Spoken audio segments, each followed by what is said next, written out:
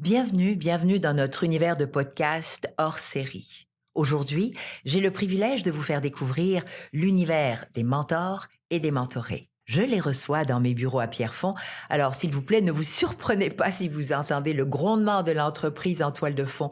Nous sommes dans le feu de l'action. Dans ce podcast, d'une durée de 30 minutes, je vais m'entretenir avec deux entrepreneurs qui ont la chance d'avoir un mentor du réseau M qui les accompagne dans leur parcours professionnel.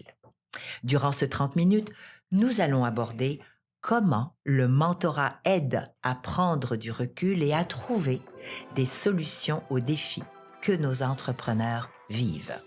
Avons-nous vraiment besoin de mentors alors qu'il y a tellement de coachs de vie, de coachs personnels ou professionnels? Est-ce que la place du mentor est encore pertinente et est-ce qu'elle est importante?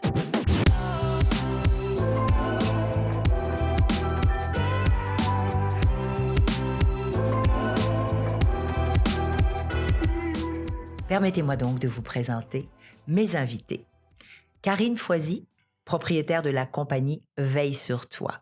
Karine, votre parcours est intéressant parce que vous avez d'abord été enseignante au primaire et vous avez décidé un jour de vous lancer en entreprise comme entrepreneur. Mais ce qui est intéressant aussi, c'est que vous n'avez pas vraiment changé de domaine puisque vous étiez avec les petits et vous avez décidé de devenir fabricante de jouets, de veilleuse, de toutous pour les enfants. Donc, c'est votre monde et vous avez vraiment je pense que vous avez l'air de vous amuser comme une petite fille. Mon cher Mathieu, vous êtes un entrepreneur, jeune entrepreneur aussi. Vous êtes dans le domaine du design industriel. Vous dessinez des espaces, mais en même temps, vous fabriquez des meubles. Et ces meubles-là s'insèrent parfaitement dans ces espaces. Donc, vous êtes un grand créatif, n'est-ce pas? Exact, oui. Bon. Alors, moi, aujourd'hui, avec Mathieu et avec Karine, nous allons essayer de démystifier un peu le rôle du mentoré, mais du mentor aussi. Et en bout de ligne, est-ce que ça vaut vraiment la peine? Je vous dis qu'on part le temps et nous avons juste 30 minutes, donc je couperai. Soyez prêts à n'importe quel moment. On ouvre donc la conversation. Karine, je commence par vous. Oui. Tout honneur, tout seigneur, tout honneur. Je commence par vous. J'ai fait l'introduction tout à l'heure. Dites-moi, comment vous vous sentez en tant que mentoré et surtout, pourquoi vous avez pris cette décision-là au lieu, comme je l'ai dit tout à l'heure, de peut-être tout simplement prendre de bonnes marches dans le bois ou d'aller vous asseoir sur un divan? J'ai senti le besoin d'avoir recours à un mentor du réseau M à un moment de ma carrière d'entrepreneur qui était un point tournant, si je peux dire. J'étais dans une phase de croissance avec mon entreprise et j'avais besoin d'aller chercher une oreille externe à mon équipe, autre aussi que mon conjoint, qui doit être un peu tanné d'entendre parler de mon entreprise, mais quelqu'un d'expérimenté, quelqu'un qui avait aussi pour mandat de m'accompagner sans critiquer, sans non plus imposer un chemin ou une façon de penser. Quelqu'un qui écoute, quelqu'un qui est passé par tout ce que je vais passer et une oreille attentive dans le domaine de l'entrepreneuriat. C'est ça que j'avais besoin. Vous aviez besoin donc de quelqu'un d'externe, Exact. avec un regard froid, un regard non émotif aussi. Mais dites-moi, Mathieu, un mentor, est-ce que c'est quelqu'un qui va vous donner ses contacts? Définissez-moi pour vous, c'est quoi un mentor? Pour moi, c'est pas quelqu'un justement qui va donner des contacts, qui va essayer aussi de trouver des opportunités d'affaires avec nous, comme un coach d'affaires pourrait le faire. En tout cas, ça, c'est mon expérience à moi. Moi, je cherchais vraiment un mentor. Dans mon cas, c'est une mentor qui m'aide à développer des qualités personnelles qui sont nécessaires pour être entrepreneur. Donc, je crois avoir compris que vous avez été déjà mentoré. C'est pas votre premier mentor. Exact. Vous avez été mentoré par quelqu'un d'autre et vous avez décidé de changer de mentor. Pouvez-vous nous expliquer pourquoi? Donc, mon premier mentor, en fait, avait cette expérience-là dans le milieu du design. Il avait son entreprise. Il faisait sensiblement la même chose que moi à une échelle, je dirais, plus grande. Une échelle de production plus grande, en tout cas. Et c'est quelqu'un qui connaissait tous les rouages d'une entreprise dans le design. Donc, il était là pour m'aider dans des trucs, je dirais, qui sont plus... pratique. Donc comment monter une offre de service quand tu as tes premiers contrats, combien facturer à un client dépendamment du mandat, comment gérer l'administration de son entreprise. Donc, des trucs qui sont peut-être plus du côté savoir-faire que du savoir-être. Et ce que je sentais que j'avais besoin après 1 an avec ce mentor-là, c'était vraiment de développer ces qualités-là qui constituent le savoir-être d'un entrepreneur. Donc, que ça soit d'avoir confiance en soi pour aller à la rencontre de prospects, que ce soit de développer ou juste de mettre de l'avant des qualités qu'on a déjà, mais qu'on ne se rend pas compte qu'on a. Là. Donc, êtes-vous en train de me dire, c'est intéressant, vous ne trouvez pas, Karine, qu'un jeune homme qui quand même réussit très bien, qui a bâti une entreprise qui est reconnue, parle de confiance en soi. Généralement, ça, c'est l'attaque des femmes. On nous qualifie de manque de confiance. Mais je trouve intéressant que vous ayez choisi d'aller vers quelqu'un pour vous qui devait vous apporter à vous quelque chose de particulier. Pourquoi?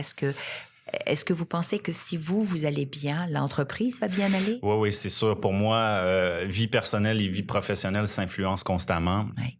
Donc, c'est pour ça que c'est important d'avoir un certain équilibre, puis que ça aille bien autant dans la vie personnelle que dans la vie professionnelle.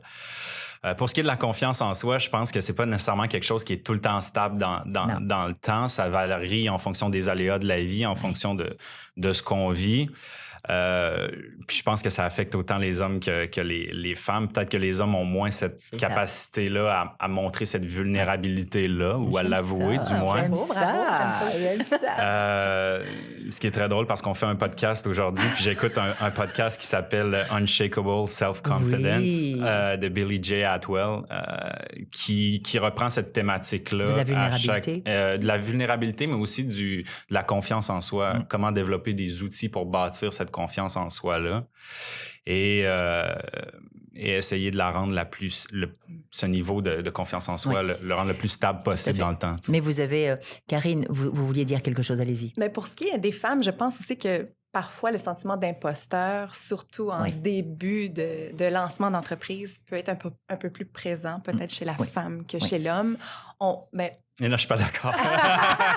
On a le droit. Pour avoir parlé à plusieurs entrepreneurs masculins, c'est aussi quelque chose que les hommes vivent beaucoup. Mais Ce que je veux dire, c'est que souvent, on est appelé à aller dans des grandes rencontres, au palais des congrès ou des soirées d'entrepreneurs. C'est souvent des hommes en veston complet. Donc, ils sont plus imposants. Oui. J'ai aussi un domaine d'entreprise où mon produit est encore il fait main. Donc, j'ai pas une croissance extraordinaire comme certaines grandes entreprises de ces messieurs. Vous êtes une artisane. Je suis dans l'artisanat, absolument. Exactement. Oui. Et donc, c'est ça, je pense que le sentiment d'imposteur, en tout cas dans mon cas, était là. Et c'est l'année dernière que j'ai cassé ça avec le programme Adopting que j'ai remporté avec Nicolas Duvernois. Bravo. Quand j'ai gagné ce programme-là, j'ai fait là, ça suffit. Hein? T'es une entrepreneur, autant que tout le monde ici présent. T'as de belles qualités de leadership. C'est beau. Je suis visionnaire. Puis, c'est pas parce que mon produit est fait main que ça va m'arrêter. Donc, voilà. Dites-moi, j'ai une question. Est-ce que vous avez démarré votre entreprise seule? Oui, dans mon sous-sol, en fait. Bienvenue dans mon club. Oui, en congé de maternité. Donc, comme beaucoup de femmes aussi qui démarrent une entreprise. Tout à fait. Et sujet très drôle, quand j'ai commencé à faire des veilleuses, parce que c'est mon produit fort, quand j'ai commencé à faire ce produit-là dans mon atelier, mon conjoint, qui m'appuie beaucoup, mais à l'époque, qui ne croyait pas beaucoup à mon projet, m'avait dit « Karine, des veilleuses, tu vas en vendre 10 à tes amis. » Alors, aujourd'hui, on a vendu plus de 50 000. C'est génial!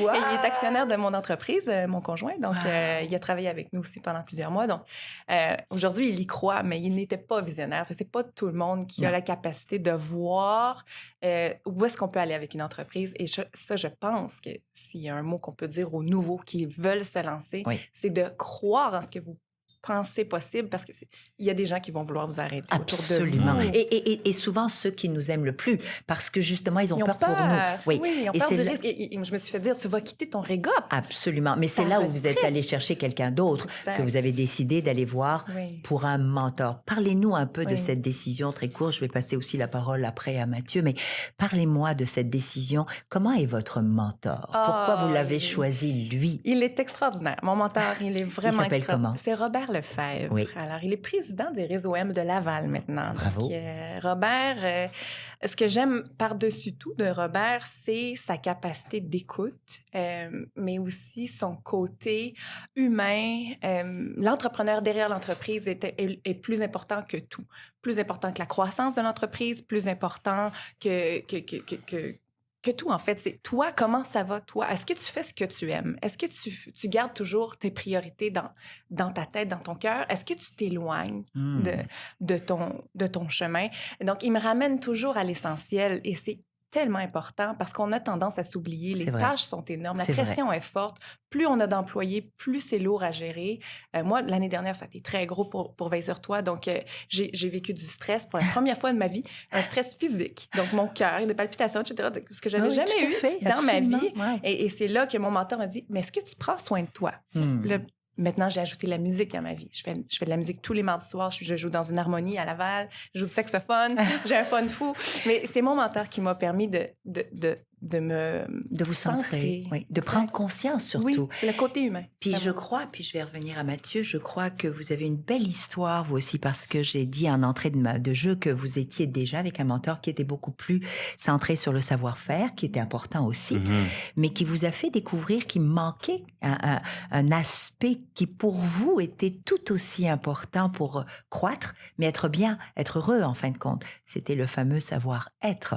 Parlez-nous un peu de cette mentor extraordinaire. Je vois votre sourire, les yeux qui brillent. Je l'adore. Elle s'appelle Khalifa Diop. Oui. Et puis, je l'avais rencontrée à un événement du réseau M où on voulait reconnaître l'apport des mentors, donc souligner leur contribution au développement des entrepreneurs. Et c'est un de mes amis qui me vendait toujours le réseau M parce que lui était membre, qui m'a dit, viens à cet événement-là, tu vas te trouver un mentor. Vraiment. C'est fait pour rencontrer des mentors et voir s'il y a un match, puis si on a envie d'entamer une relation avec cette personne-là. Et je dois avouer que j'ai parlé à quelques personnes durant les 2 heures où j'ai été là, puis ça avait comme cliqué avec personne. Puis là, la fin de l'événement approchait, donc je vais dire salut à mon ami justement qui m'avait invité. Puis il était en train de parler à cette femme-là qui est Khalifa.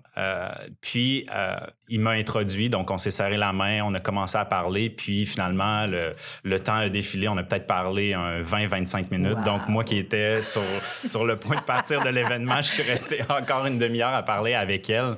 Puis Khalifa, la première chose qui m'a frappé quand je l'ai vue, c'est à quel point elle est charismatique, puis est un peu aussi funky. Donc, à cette époque-là, elle avait les cheveux, orange, les cheveux roses. C'est ça, je pense que c'était rouge à ce moment-là. Oui. Puis beaucoup de classe, très bien habillée. Elle adore la mode.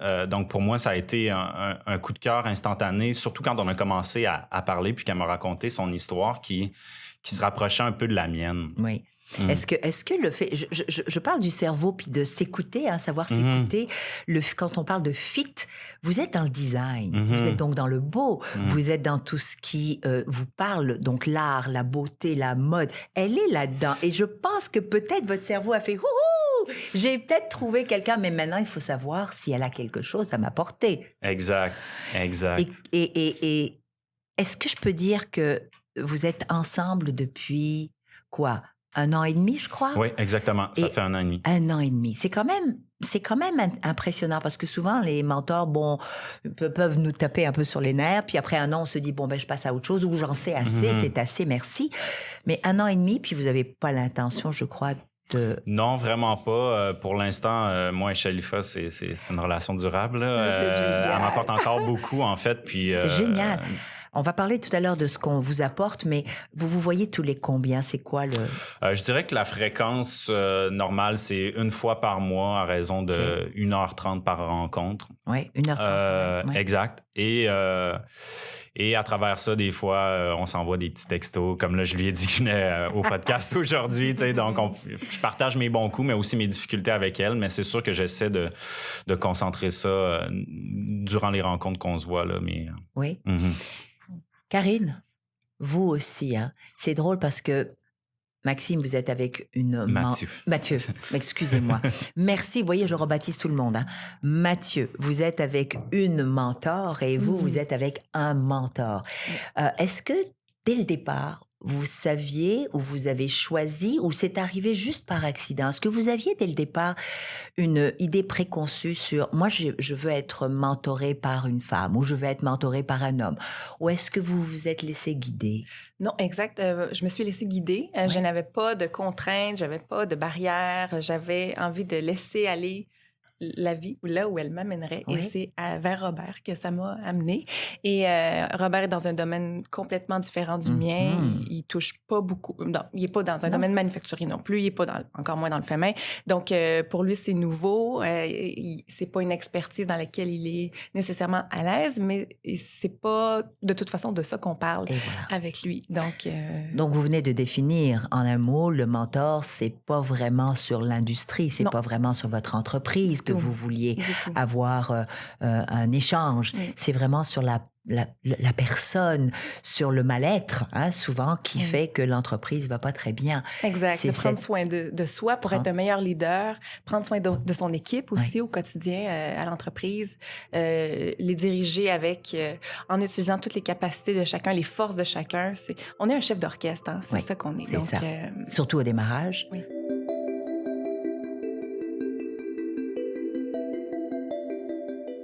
Vous, Mathieu, lorsque vous me parlez de Shalifa, je dis souvent que vous avez les yeux qui brillent, c'est vous aussi d'ailleurs, c'est beau à voir, mais est-ce que vous avez eu des discussions où vous ne vous êtes pas entendus, où elle vous challengeait tellement que ça en était presque désagréable? Est-ce que c'est déjà arrivé? Je dirais que c'est déjà arrivé, oui, parce que son rôle, c'est un peu justement de me confronter sur certaines croyances que j'ai par rapport soit à mon secteur, mais aussi à ma personnalité. Donc, de repousser les limites de l'enveloppe, si je peux dire, puis de me sortir de ma zone de confort. Mais si je peux parler, par exemple, d'un exemple qui me vient en tête, je suis allé à Toronto pour participer à une exposition pour le manufacturier canadien qui s'appelle Umbra. Oui. En janvier. Puis j'avais dit, j'étais en rencontre avec Shalifa, puis là, j'ai 3 personnes à qui je veux parler. Je les ai identifiées. Si je réussis à parler à une de ces personnes-là durant mon séjour à Toronto, je vais être vraiment content. Puis ça va me permettre d'établir une relation avec ces gens-là, puis de leur proposer des pièces de mobilier dans le futur. Puis là, non. Elle dit, si une personne, c'est pas assez, il faut que tu rencontres les 3 personnes, puis il faut que tu aies des occasions d'affaires avec les 3 personnes. Fait que là, j'étais là, ouais, c'est un peu dur, ça, Shalifa, là. C'est beaucoup demandé. Puis finalement, quand j'étais à Toronto, j'avais juste le visage de Shalifa dans ma tête. 3. Exact, c'est ça, 3. Puis finalement, j'ai parlé à ces 3 personnes-là. Vraiment? Oui. J'ai établi un contact avec ces 3 personnes-là. Puis il en a découlé certains trucs, en fait, qui sont liés à ça, là, à avec ces chacune d'entre elles? Pas avec chacune d'entre elles, en fait. Mais vous avez appris certaines choses quand même. Exact, c'est ça, vraiment. Et puis, quel a été le regard de Shalifa à votre retour? Est-ce qu'elle est... C'est sûr qu'elle était très fière, là. Mais je pense que dans sa tête, il n'y avait pas d'autres possibilités. Il fallait que je rencontre ces 3 personnes-là. Savez-vous que je connais personnellement Shalifa? OK, je savais pas. Oui, je la connais. Elle a travaillé avec moi. Elle a travaillé pour moi pendant plusieurs années. OK. Oui. Donc, tu dois aller plus que 3. C'était Shalifa, je m'excuse. J'adore ça. Ah oui. Non, mais c'est une femme exceptionnelle, vraiment. Et c'est surtout quelqu'un de très bon. C'est pour ça que j'aime les mentors, parce que c'est du bénévolat. C'est fait avec toute la grandeur du cœur, la grandeur de l'esprit, le don de soi, Le vraiment. don de soi. Et c'est ce qui est extraordinaire, comme vous l'avez dit dès l'entrée de jeu. Il n'y a pas d'attente de business. Et c'est ça qui différencie aussi du reste, en fin de compte. C'est que c'est simple. Je suis moi-même mentor. Donc, je peux vous dire qu'effectivement, le lien, je crois, et Karine, vous l'avez dit tout à l'heure, de confiance. Oui. Je vais utiliser un mot, savoir s'abandonner. Vous êtes avec les enfants. Vous faites des choses pour les enfants, n'est-ce pas? Oui. Vous aussi. Mais vous l'avez dit, tu sais, quand tu parlais tout à l'heure, Mathieu, de confiance, je crois que c'est surtout lean on me. C'est de savoir que je peux tomber en arrière, quasiment dans les bras de quelqu'un, et de se dire, je vais toujours être attrapée. Je pense, est-ce que c'est ça le sentiment, Karine? C'est intéressant parce que ta mentor t'a challengé pour un point en particulier. Puis moi, avec Robert, c'est plutôt rare il me challenge beaucoup, mais c'est rare qu'il va me dire je suis pas sûre ou tu devrais faire ça. Ou on dirait qu'il me laisse toujours parler, puis ensuite il m'expose les possibilités qui s'offrent à moi. Donc c'est comme c'est un guide, hein? C'est vraiment un guide. Ça. Donc par exemple, un exemple concret, mon conjoint a joint l'entreprise pour une période de 6 mois l'année dernière. Donc, on a fait un test à savoir si on était capable de travailler conjointement dans l'entreprise ensemble. Et Robert n'a jamais dit je suis pas sûre. Es-tu certaine? As-tu pensé à ton affaire? Il était très on va essayer. Hein? On essaie ça. Puis, après 6 mois, ça n'a pas fonctionné parce que, Simon a quand même un très bon salaire là où il est maintenant. Puis, mon entreprise étant jeune et en croissance, j'arrivais pas à payer tout ce beau monde-là. Donc, pas pour l'instant, du moins. Donc, quand j'ai revu Robert par la suite, il m'a dit « finalement, ça n'a pas fonctionné, mais tu l'as essayé. » Mais il dit « Moi, j'avais un petit doute que ça ne fonctionnerait pas, mais je voulais pas te le dire parce que tu avais besoin de le vivre pour le sentir puis pour foncer. » Donc, c'est vraiment génial, cette définition que vous donnez les deux. Toi, tu es d'un tempérament probablement différent de celui de Karine. Tu avais besoin de quelqu'un qui te challenge fortement, quasiment, parce que tu as un caractère très fort. Karine, ça ne veut pas dire que vous ne l'êtes pas. Ça veut dire que vous avez une approche différente et que vous aviez plus besoin, vous l'avez d'ailleurs mentionné, c'est un beau mot, un guide. Mais vous aviez besoin d'un caractère fort aussi, Mathieu, qui vous dise, moi, je ne suis pas d'accord avec toi parce que j'aimerais que tu réfléchisses plutôt à ça. C'est pas elle qui va prendre la décision finale. Exact. Vous l'avez, et ça, vous le savez tous les deux. Mais elle vous challenge. Il vous challenge aussi, mais à sa façon. Exact. Donc, on peut trouver sa juste mesure. Est-ce qu'il vous est déjà arrivé d'avoir un autre mentor ou c'est le premier, Non, c'est Karine? le premier depuis 1 an et demi aussi. 1 an et demi aussi. Est-ce qu'il vous est arrivé de penser peut-être, je sais pas, à... Est-ce que je peux aller plus loin? Est-ce que vous avez le goût des fois de demander à votre mentor plus ou d'avoir une approche différente parce que vous allez avoir besoin de plus? Est-ce que vous y pensez? Ou est-ce que cette relation va rester telle qu'elle, toujours comme un guide?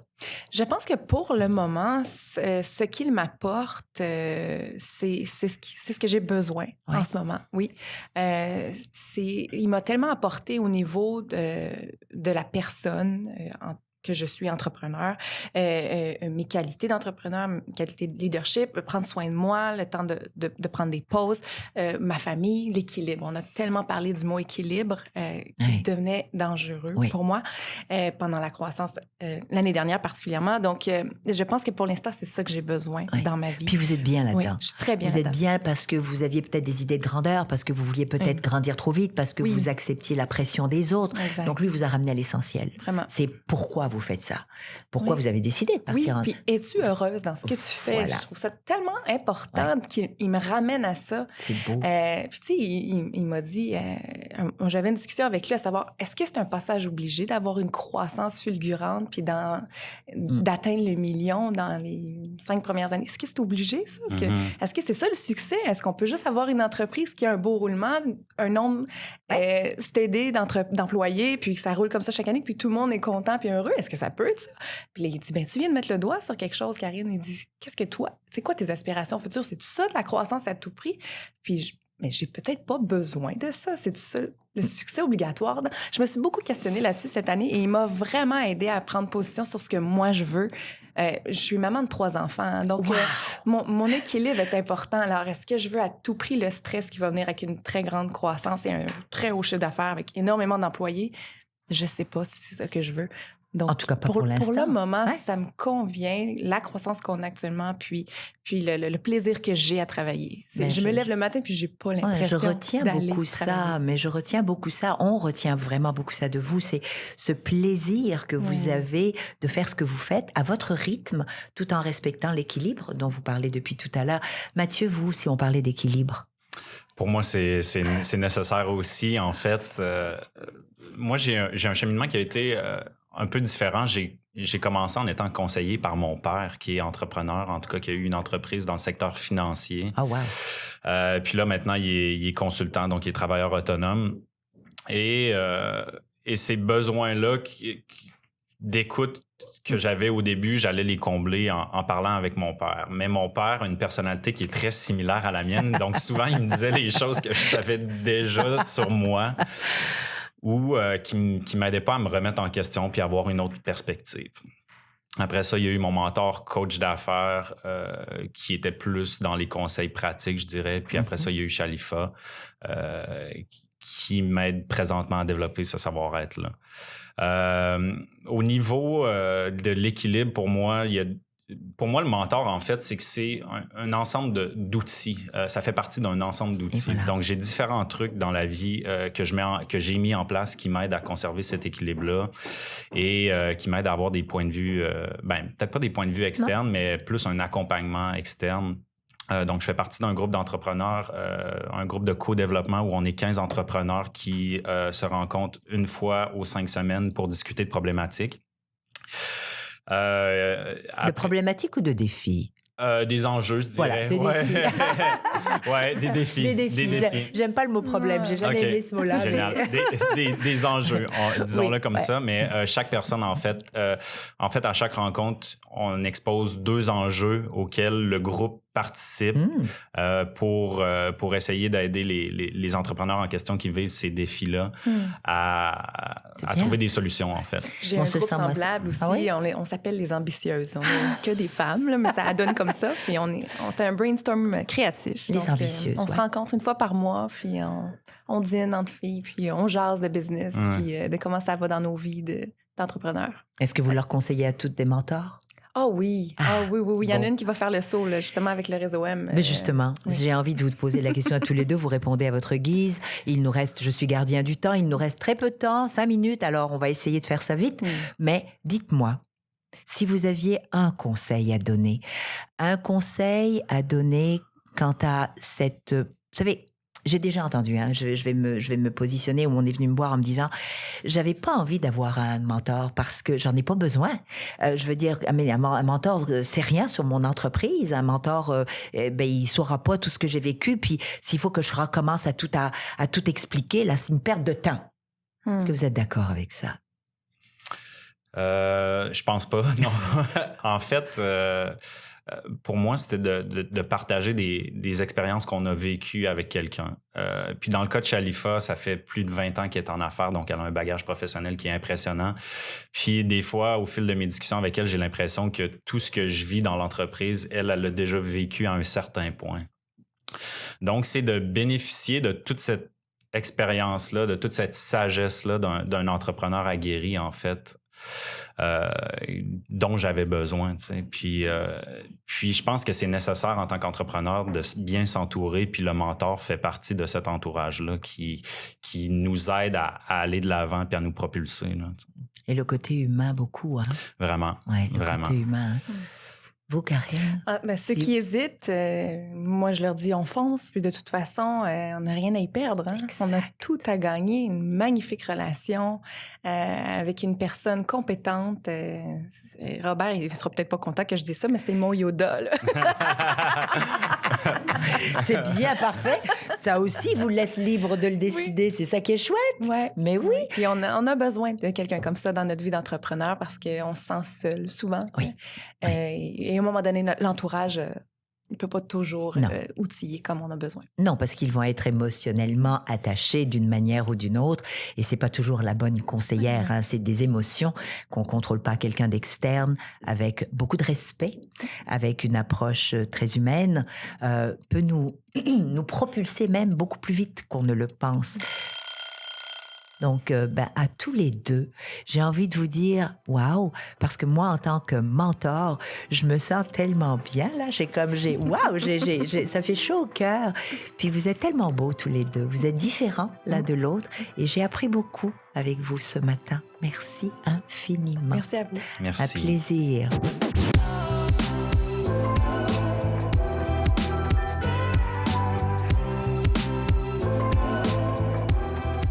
Je vous remercie énormément d'avoir écouté cet épisode hors série en collaboration avec Réseau M. Si vous êtes sur iTunes ou YouTube, n'hésitez pas à laisser un commentaire et une appréciation. Nous lisons absolument tout ce que vous nous écrivez et prenons en note vos suggestions. Et si le cœur vous en dit, eh bien, s'il vous plaît, partagez nos conversations avec des entrepreneurs que vous connaissez, vos proches, vos amis, vos collaborateurs et visitez notre média danielhenkel.tv pour d'autres contenus pertinents. Passez une excellente fin de journée et à la semaine prochaine!